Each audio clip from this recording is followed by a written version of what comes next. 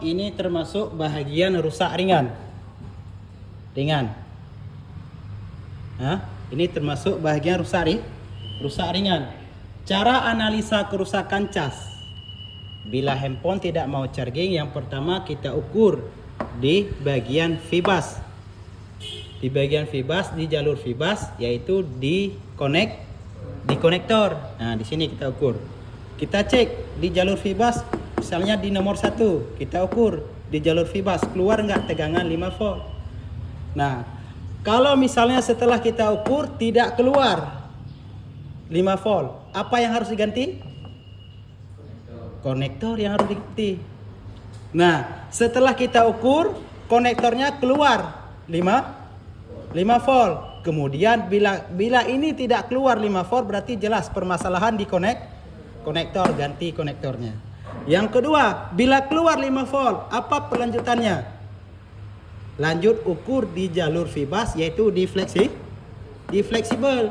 Karena untuk terhubung dari bawah ke atas itu dilewati yang namanya fleksibel. Dari bawah ke atas itu fleksibel. Nah, bila di fleksibel tidak mengeluarkan tegangan 5 volt, berarti apa yang harus diganti? Fleksibelnya diganti. Nah, bila keluar di fleksibelnya 5 volt, berarti lanjut mengukur di bagian mainboard. Cek di bagian mainboard. Cek bagian mainboard yang dilewati rangkaian setelah fleksibel apa? Ada yang namanya rangkaian J. Apa J? J soket atau konektor di mainboard. Nah, bila di J tidak ada, kemudian lanjut ganti soket.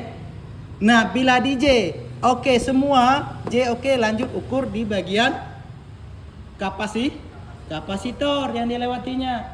Kemudian ada resistor. Kemudian lanjut lagi ukur sampai ke yang namanya IC OVP. Bila di IC OVP tidak ada mengeluarkan tegangan 5 volt, berarti apa rusak? IC OVP rusak dan ganti. Nah, bila IC OVP rusak bisa dijumper? Bisa, tapi untuk sementara, bukan permanen. Itu sekilas aja pembahasannya. Nah, seperti itu kita urut dari bawah sampai ke atas. Nah, cara lebih mudah ada. Bagaimana caranya? Ukur yang paling terakhir, paling atas. Di mana bahagian cas yang paling akhir? Misalnya kita mengukur langsung di bagian OVP. Ukur aja di atas. Keluar nggak tegangan di bagian paling atas di mainboard? Tegangan 5 volt. Bila tidak keluar di paling atas, baru diturunkan satu persatu, diturunkan.